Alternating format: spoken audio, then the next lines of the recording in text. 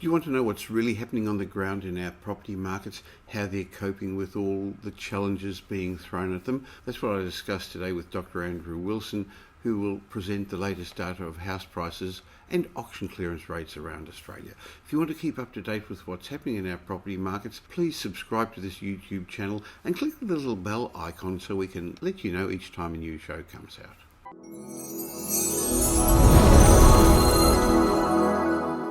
Property markets have had a lot to contend with this month. 3 holiday long weekends, school holidays, a war on the other side of the world that's creating fear everywhere, an election campaign, rising inflation and the spectre of rising interest rates. So how did our property markets cope with all this? That's what I'm going to ask Dr. Andrew Wilson, Australia's leading housing economist and chief economist of My Housing Market, in this week's Property Insider video. Hi Andrew. Yes, hello, Michael, and happy May. Of course, we're now into another month and won't be long before we've passed the halfway mark of the year.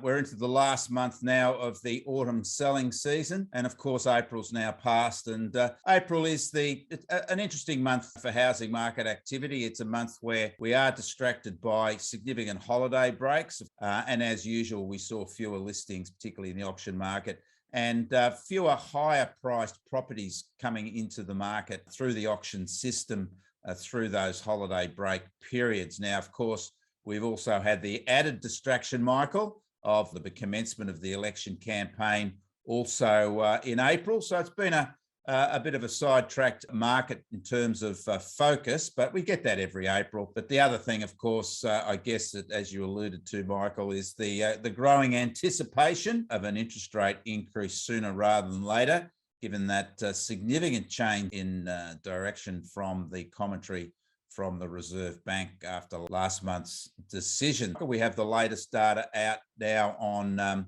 asking price movements over the month. We only focus on the major capitals with our monthly data, asking price data, because observations are much lower for the smaller capital city markets, and that tends to make those price outcomes a little more volatile. But it was really a pattern that's been obvious for the last few months, Michael, in terms of what's happened with house prices. We saw Melbourne and Sydney house prices again flat over the month. Really, house prices haven't moved that much in Melbourne and Sydney this year.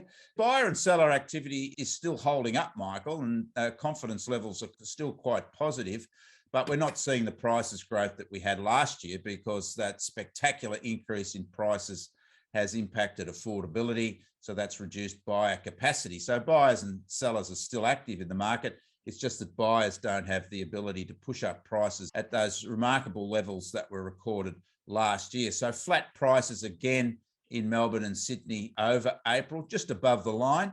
However, the other capitals, particularly Adelaide and Brisbane, are continuing to record very strong results. Not quite as strong, Michael, as last year. So they're starting to pass the peak of their price increase cycle. Again, affordability is starting to sideline buyers, but they're well and truly performing still strongly and well ahead of Melbourne and Sydney.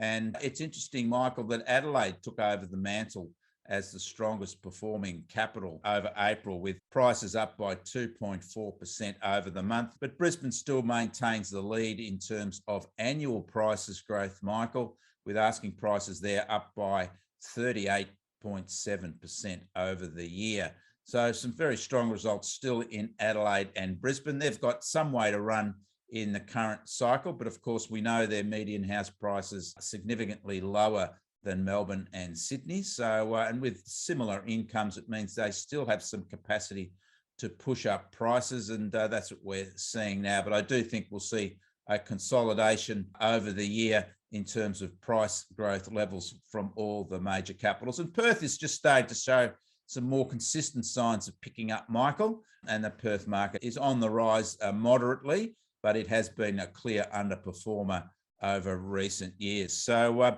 not a lot of surprises in the market in terms over April, Michael, in terms of price outcomes, but obviously we've got some interesting implications and activities if we do get higher rates in the foreseeable future or in the shorter term in terms of their impact those rate increases when and if they occur on housing market activity, which I personally expect to be quite benign going forward. Moving forward, while local demand is decreasing, I can imagine in some ways there's going to be increased demand from all those people coming into the country, and particularly for our rental markets, but also investors are likely to head into the markets with rising rents. Well, when we're speaking of interest rate, or the potential for interest rate increases, Michael, certainly there are some offsets. I mean, initially I would expect interest rates increases to be quite moderate, but I think once the Reserve Bank has committed itself to a raising cycle, it will continue.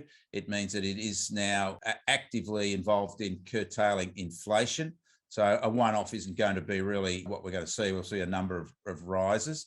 But the offsets to increase mortgage costs, which of course impacts affordability, is still that we have some very positive drivers. Firstly, to offset increased mortgage costs, we have a full employment economy, Michael. There's no doubt that wages are increasing, although we won't get official notification of that for another fortnight.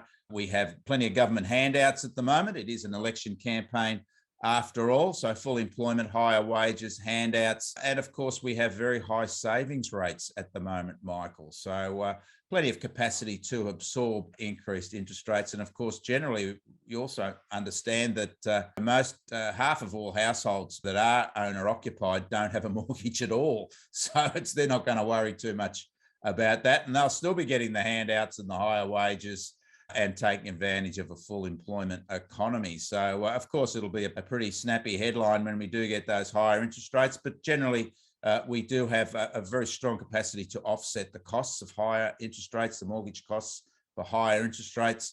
And in terms of the housing market, Michael, as you've alluded to, we have plenty of demand drivers still out there. We have the resumption of migration, of course, of mass migration, which means higher demand for housing. We've had a number of announcements for policy, for new policies or extended policies for first home buyers. So there you go. That we certainly would expect to have more first home buyers in the market. And as you said, we have a very tight rental market at the moment. And of course, this is positive news for the increasing numbers of investors that are taking advantage of these very strong returns in investment markets. So going forward, I think that we're likely to see any impacts on the negative side from higher rates offset firstly by the capacity to absorb the costs from that smaller proportion of the overall housing market that are affected by it. And of course, increasing demand in our housing markets that will continue to put upward pressure on prices and rents, I believe, Michael. Well, looking at auction markets, and we watch those carefully because they're giving us a good indication of what's happening on the ground, how people are feeling currently. We finally had a full weekend of auctions after those long weekends. So lots more properties came to the market. How did the market cope with it? I think quite expected the results, Michael, similar to what we've seen even with the interrupted Saturdays of April through the holiday breaks. I thought it was interesting that we've really seen a consolidation downwards of the Sydney market. Sydney auction numbers predictably bounced back, but the clearance rate in Sydney is really settling now in the mid to low 60s, Michael. It's been heading that way really from the beginning of the year, which just does show that while still notionally remaining in favour of sellers, that market has balanced out now.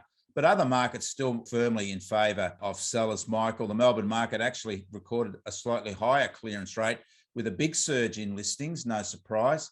And listings in Melbourne were well ahead of the weekend before, which of course was a holiday weekend, but they're also well ahead of the same weekend last year, whereas Sydney listing numbers were actually lower than the same weekend last year, just sort of validating that outcome that Sydney is an easing market, whereas Melbourne is still a robust and a consolidated market. Again, as we saw with house prices, Michael, the Adelaide auction market produced another big result, over 80%. It's really keeping on and is now cleared out as the top performing auction market.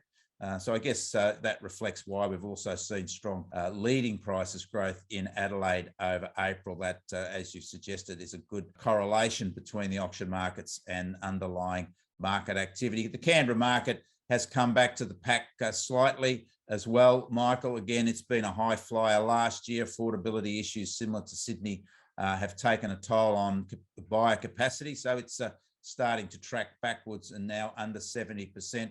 And Brisbane has now moved through that period where we did see the floods impact the auction market a month ago in Brisbane, and it's now recovering and recording quite solid auction clearance rates. Again, certainly a seller's market continuing in Brisbane. So we now move into the last month of the autumn selling season, Michael. We then move into post, I guess, Queen's birthday. We then move into quieter mid-year market. So maybe that's another offset. If we do get an increase in rates, it'll be a quieter period anyway in the marketplace. So we'll be awaiting the spring revival that we typically get. But certainly, I think markets have panned out this year as we've expected.